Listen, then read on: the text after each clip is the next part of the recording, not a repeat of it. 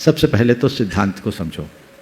ये सच है कि भगवान न कुछ देते हैं न लेते हैं, पर मैं इससे एक कदम आगे बढ़ूंगा और कहना चाहूँगा भगवान देते नहीं हैं, लेते नहीं हैं, ये बड़ी उथली बात है। भगवान दे नहीं सकते और ले नहीं सकते, ये सच्ची बात है। भगवान देना चाहे भी तो न दे सकते हैं और न कुछ ले सकते हैं, समझ गए? फिर भी भगवान के चरणों में आने से हमें सब कुछ मिलता है, सब कुछ मिलता है जो हम चाहते हैं वह भी हमें मिल जाता है। कैसे? जब हम भगवान के चरणों में भाव भरा नमन अर्पित करते हैं, हृदय में भावों में जो विशुद्धि आती है, उस विशुद्धि के निमित्त से हमारा माइंडसेट बदलता है।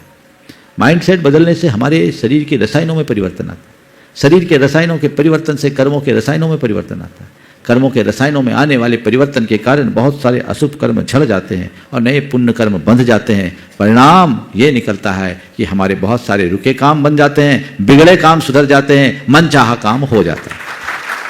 इसमें भगवान बने केवल एक निमित्त है, लेकिन हमें वो सब कुछ दिखता नहीं। तो हम तो ये कहते हैं आपके ही कारण हुआ, ये आपके ही कारण हुआ।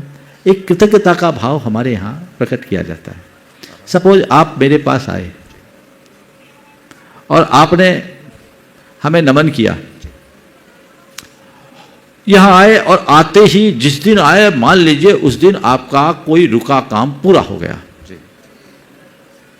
अब आप बताओ क्या कहोगे? महाराज के आशीर्वाद से हुआ, महाराज के आशीर्वाद से हुआ, यही कहोगे ना?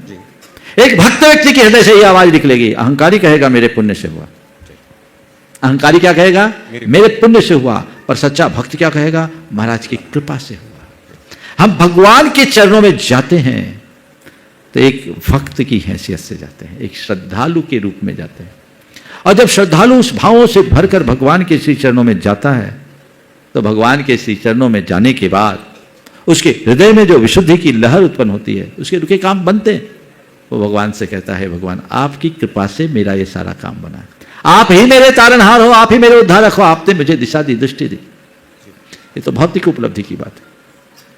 आपने शंका समाधान सुना, आपने प्रवचन सुना, आपका हृदय परिवर्तन हुआ, आपके जीवन में परिवर्तन आया, बदलाव आया। आप क्या कहोगे? महाराज आपने मेरा जीवन बदल दिया, धन्य हो, आपका अनंत उपकार है मेरे पर। ये बोलोगे कि नहीं? यही बोला। हाँ जी, है ना? आपने बदल दिया। अरे हमने क्या बदला? मेरे में बदलने की ताकत होती तो सबको बदल देता।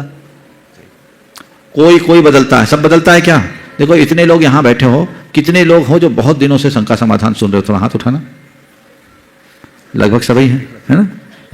कितने लोग बदले हो? ईमानदारी से बोलना। डर के मारे सब हाथ नहीं उठाओ तो थोड़ा सर्वे तो हो, मुझे भी पता लगे। बहुत थोड़े, 10%, है ना? इसका मतलब सब नहीं बदले। तो मैं कहां तुम्हें बदलने वाला हुआ? बदला वही जिनका भवितव्य अच्छा था। पर निमित्त कौन बना? निमित्त कौन बना? जो सामने बैठा, वो निमित्त बना। उसके निमित्त से परिवर्तन हुआ। तो जिसके हृदय में परिवर्तन घटता है उसके मुख से यही उद्गार निकलेगा, ये आपकी कृपा से हुआ, आपने मेरा उद्धार कर दिया। और ये निकलना भी चाहिए। ये तो व्यवहार है, व्यवहार में ऐसा ही बोला जाता है। जब आत्मा में डूब जाओ तो हमसे बाहर कोई है ही नहीं, लेकिन जब बाहर रहो तो आप ही मेरे तारनहार हो। नहीं त्राता नहीं त्राता नहीं त्राता जगत्रे बीत रागात परो देवो न भूतो न भविष्यति। ये उद्गार है भक्ति के। यह उद्गार भी भाव विशुद्धि का कारण बनता है। समझ गए? मैंने अनेक बार इस संदर्भ में एक उदाहरण दिया, आज फिर देता हूं। एक दर्शन शास्त्र की प्रोफेसर ने मुझसे पूछा था कि महाराज जी मुझे जैनियों की सब बातें अच्छी लगती है, पर एक बात अच्छी नहीं लगती कि जैन लोग ईश्वर को तो मानते हैं, ईश्वर के कर्तृत्व को क्यों नहीं मानते? देखिए ना, ईश्वर ने मुझ पर कितनी बड़ी कृपा की।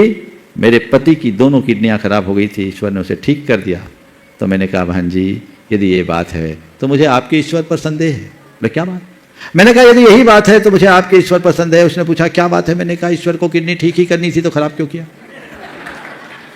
तो उन्होंने बोला महाराज जी फिर आप क्या ईश्वर की उपासना क्यों की जाती? जब ईश्वर कुछ करता नहीं तो ईश्वर की उपासना क्यों करते? मैंने कहा आप दर्पण देखते? बोले हाँ देखती हूँ। क्यों देखती? बोले इसलिए कि चेहरे में कोई दाग धब्बा ना हो। तो मैंने कहा इसका मतलब जब आप दर्पण देखती हो तो दर्पण आपके चेहरे के दाग धब्बे को साफ करता है? नहीं महाराज, दर्पण हमारे चेहरे को साफ नहीं करता, दर्पण में देखकर हम खुद अपने चेहरे को साफ कर लेते हैं। तो मैंने कहा बहन जी बस यही कहता हूं, भगवान हमारे लिए कुछ नहीं करते, वो एक दर्पण है, उनको देखकर हम अपनी विशुद्धि से अपना सब कुछ साफ कर लें। समझ गए?